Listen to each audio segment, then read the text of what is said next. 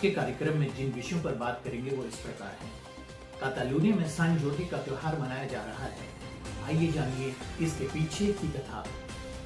सोमवार को लॉकडाउन में मिलेगी बच्चों को छूट। अभिभावक के साथ 1 घंटे के लिए जा सकते हैं घर से बाहर। अनियमित आवासियों को मिल सकती है 300 यूरो तक की सहायता। और जानिए न्यूनतम जीवन रक्षण आय, इससे 10 करोड़ परिवारों को मिल सकती है सहायता। नमस्कार, मैं हूं आलोक लहाड़ और आप देख रहे हैं news for Indians in Spain. हमारे साथ बने रहने के लिए आप हमारे कार्यक्रम को सब्सक्राइब करें, जुड़े रहने के लिए घंटी वाला बटन दबाएं और यदि आपको किसी विषय पर अधिक जानकारी चाहिए हो तो नीचे हमारे साथ आप वार्तालाप भी कर सकते हैं। तो आज का कार्यक्रम शुरू करते हैं। आज सान जोर्डी का दिन है। ये दिन कातालूनिया में वैलेंटाइंस डे के रूप में मनाया जाता है। मेरी तरफ से आप सबको सान जोर्डी की शुभकामनाएं। आइए जानते हैं इसके पीछे की कथा। एक समय की बात है। कातालूनिया के मोंट ब्लांक नामक एक गांव में एक खूंखार ड्रैगन आ गया। उससे सभी गांववासी बहुत भयभीत हो गए, क्योंकि वो अपने मुख से आग उगलता था। वो गांव के पास ही एक गुफा में रहने लगा। जब कभी उसका मन करता वो गांव में आता, अपने फुंकार से घर जला देता, किसी भी मवेशी या व्यक्ति को उठाता और चला जाता। तब गांव के लोगों ने सोचा, क्यों ना उसे प्रतिदिन 2 मवेशी दे आएं। इस प्रकार ड्रैगन के प्रकोप से बच जाएंगे। ड्रैगन को उसका आहार घर पर ही मिलने लगा तो वो शांत हो गया। धीरे धीरे गांव के सभी मवेशी समाप्त हो गए। एक बार फिर गांव वालों को चिंता सताने लगी। तब उन्होंने सोचा, क्यों ना हम सब नगरवासियों के नाम से पर्ची निकालें। जिसका नाम आएगा उसे ड्रैगन का आहार बनना पड़ेगा।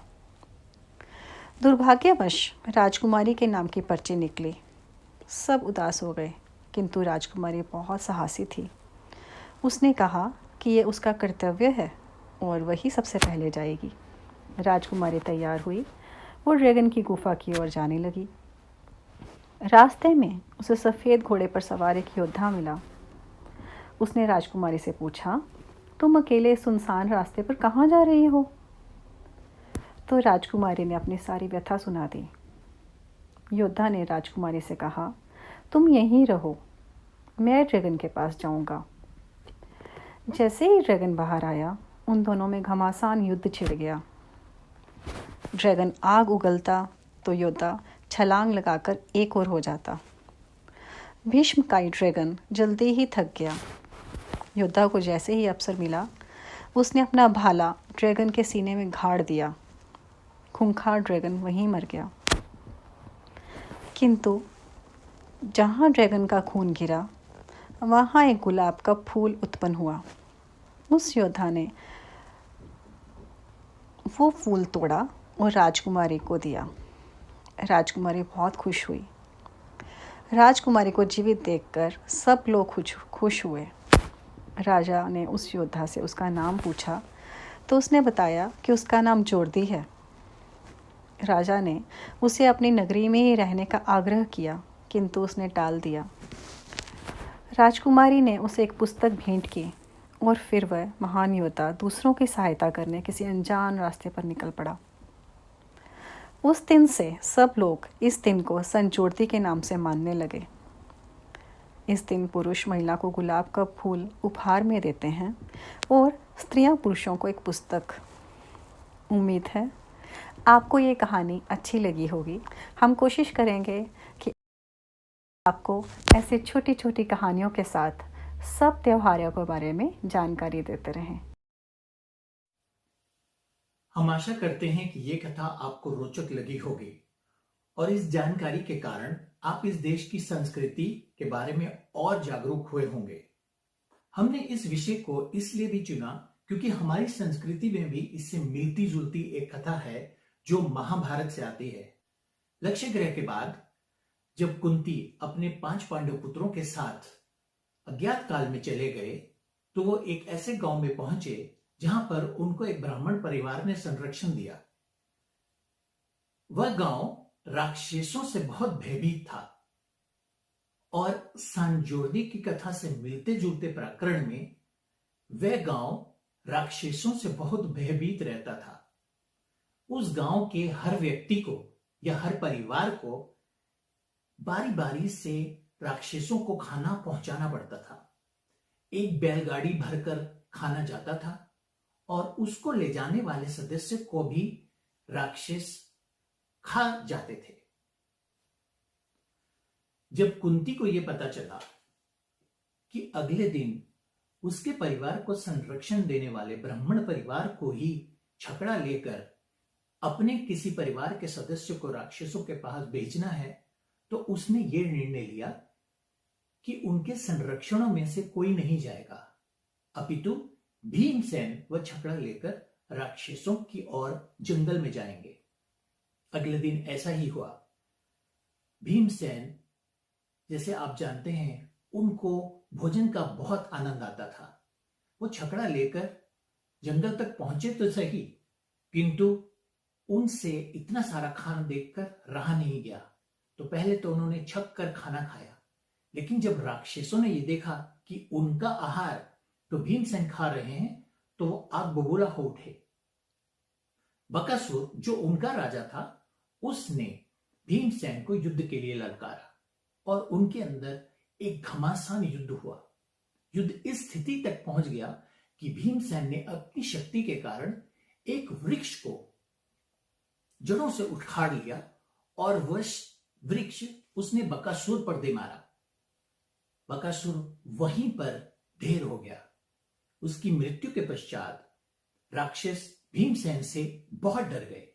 तब भीमसेन ने उनसे यह वादा लिया कि वो मानवों को कभी नहीं सताएंगे और वह जंगल में ही अपना निवास करेंगे।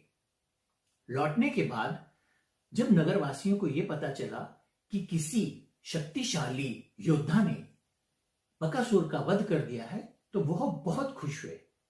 वह ब्राह्मण के घर पहुंचे, किंतु जब वो वहां पहुंचे तो कुंती अपने 5 पांडव पुत्रों को लेकर वहां से जा चुकी थी। तो ऐसा लगता है कि सांजोर्दी की कथा को हमारी महाभारत की कथा से किसी ना किसी तरह की प्रेरणा मिली होगी। खैर, ये विषय हम विशेषज्ञों के लिए छोड़ते हैं। हम अपने अगले विषय की ओर चलते हैं। जैसे कि हमने आपको सुर्खियों में यह बताया था कि यह संभव है कि अनियमित आवासियों को 300 यूरो तक की सहायता मिले।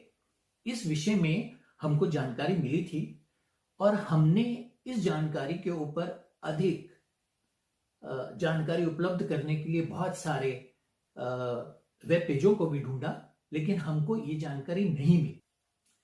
तब हमको इस विषय में अधिक जानकारी उपलब्ध करवाई कच्चे पक्के स्पेन वाले फेसबुक पृष्ठ का आयोजन करने वाले रणजीत सिंह जी ने।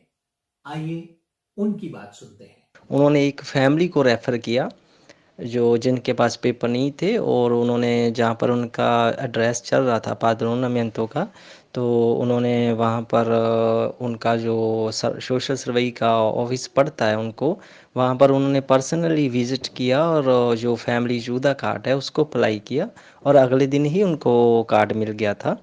तो कंफर्मेशन तौर पे हमने उनसे वो कॉपी मंगवाई कार्ड की, और जो साथ में लेटर मिला उसकी भी मंगवाई थी, और जिसको हमने आपको भी फॉरवर्ड कर दिया है।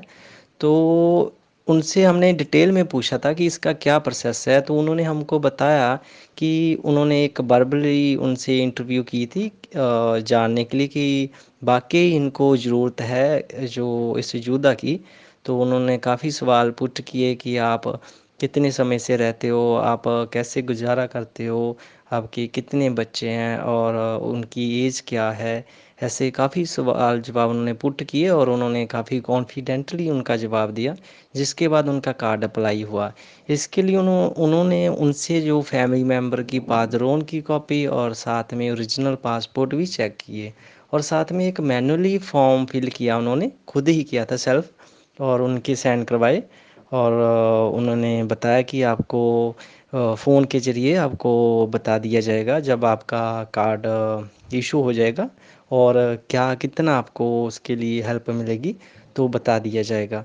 तो अगले दिन ही उनको कॉल आ गई थी, और उन्होंने वहीं से ही उसी दफ़्तर से वो कार्ड रिसीव कर लिया था, जिसकी हमने आपको कॉपी भी भेज दी है, और साथ में जो लेटर मिला था जिस पे कंडीशन लिखी गई है कि कहाँ पर इसे यूज़ कर सकते हैं, किन किन जगह पर, और कैसे और क्या प्रोसेस है, तो प्रॉपर उसमें मेंशन किया था। अभी कोरोना वायरस के कारण जो परेशानियां चल रही हैं और जो उसके कारण अर्थव्यवस्था जो है वो एकदम चौपट होती जा रही है, और इसके कारण बहुत से परिवार गरीबी की ओर जा सकते हैं। तो इसे रोकने के लिए सरकार मई के अंत में एक न्यूनतम जीवन रक्षण आय शुरू करेगी, जिसका लाभ 10 लाख से अधिक परिवारों को मिल सकता है। आज दोपहर कार्यकारी ने एक आधिकारिक बयान में इस बात की पुष्टि करी है। सामाजिक अधिकार और संवेशन मंत्रालय के उपाध्यक्ष के सूत्रों से ये जानकारी मिली है कि इसे शुरू करने के लिए काम में तेजी लाई जा रही है, और यह संभव है कि मई के दूसरे सप्ताह में यह अंततः स्थायी हो जाएगा। अब न्यूनतम जीवन रक्षण आय ये क्या है? ये वो आय है जो अत्यधिक गरीब परिवारों को सहायता देने के लिए एक विशेष विधेयक के द्वारा उनकी घरेलू अर्थव्यवस्था को कोरोना वायरस के कारण जो नकारात्मक प्रभाव हुआ है उसको कम करने के लिए एक असाधारण उपाय है, जिसके द्वारा बहुत से परिवारों को लाभ मिल सकता है।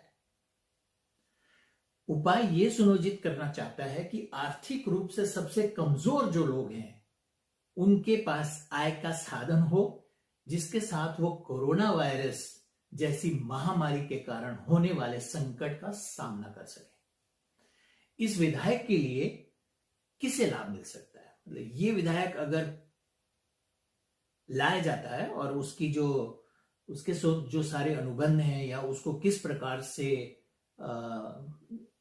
प्रयोग में लाया जाएगा, जब वो एक बार जो यहां पर नेता लोग हैं वो उसके ऊपर विचार कर लेंगे, तो उससे किसको लाभ मिलेगा, हम इस बारे में बात करते हैं। तो जो सामाजिक सुरक्षा मंत्रालय के अनुसार 1 मिलियन से अधिक परिवारों को इसका लाभ हो सकता है, जिसमें 1 लाख से भी अधिक एकल मात्र पिता वाला परिवार होंगे, यानी कि ऐसे परिवार जिसमें या तो केवल माता है और या केवल पिता है। कुल मिलाकर 3 मिलियन लोग इस असाधारण उपाय से लाभान्वित हो सकते हैं। यह सहायता उन सभी लोगों को मिल सकती है जिनकी आय 200 यूरो से कम है, और जब औसतन पारिवारिक इकाई में प्रत्येक व्यक्ति 450 यूरो से कम कमा रहा हो। किंतु इस विषय में अभी कोई निर्णय लिया नहीं गया है, उसके ऊपर काम चल रही है, बैठकें लग रही हैं, और जैसे अधिक जानकारी होगी तो हम आपको इसके बारे में और जानकारी देंगे। अब ये राशि क्या होगी, इसके ऊपर हम बात कर सकते हैं। तो सामाजिक सुरक्षा मंत्री होसे लुइस एस्क्रिवा के अनुसार अभी कुछ बिंदु हल किए जाने बाकी हैं, लेकिन 2 बच्चों के प्रभावी होने पर 500 से 950 यूरो तक की सहायता दिए जाने की बारे में अध्ययन किया जा रहा है। जिस परिवार में 1 से अधिक वयस्क जो हैं, यानी कि एडल्ट्स जो हैं, वो बेरोजगार हैं, तो दूसरे वयस्क की आय को सहायता देकर 250 यूरो प्रति माह तक और बढ़ाया जा सकता है। इस प्रस्ताव के से 3 महीने तक इस तरह की सहायता दी सकती है, और हर महीने लगभग 500 यूरो का लाभ प्राप्त किया जा सकता है। और यदि ऐसे परिवार में बच्चे भी हैं तो हर बच्चे के खर्च के लिए 100 यूरो का अतिरिक्त वित्तीय लाभ मिलेगा, और एकल माता पिता वाले जो परिवार हैं उनके मामले में ये राशि 150 यूरो प्रति माह भी हो सकती है। अब प्रश्न ये है कि क्या ये सहायता अन्य सहायताओं के साथ ली जा सकती है? जी हां, इसकी भी उन्होंने पुष्टि कर दी है कि न्यूनतम जीवन रक्षण आय अन्य क्षेत्रीय लाभों के साथ संगत होगी। कई क्षेत्रीय प्रशासन पहले से ही इस बात के लिए अनुरोध कर चुके हैं जो केंद्रीय सरकार है उसे। इसके अतिरिक्त ये योजना रोजगार में पुनर्वेशन के लिए एक कार्यक्रम को बढ़ावा देगी ताकि जो लाभार्थी दोबारा काम करना आरंभ कर सके, यानी कि वो अपनी बेरोजगारी से हट सके। तो सरकार की तरफ से ऐसे बहुत सारे कार्यक्रम चल रहे हैं जिनकी जानकारी हम आपको देते रहेंगे। आप हमारे साथ बने रहिएगा। आज के कार्यक्रम में हमारे साथ देने के लिए आपका बहुत बहुत शुक्रिया। हमारे साथ जुड़े रहने के लिए हमें सब्सक्राइब करें। नए कार्यक्रम की जानकारी हेतु घंटी वाला बटन दबाएं। अगर आपको कार्यक्रम पसंद आया हो तो लाइक बटन दबाएं। हमें आपकी प्रतिक्रिया की प्रतीक्षा रहेगी।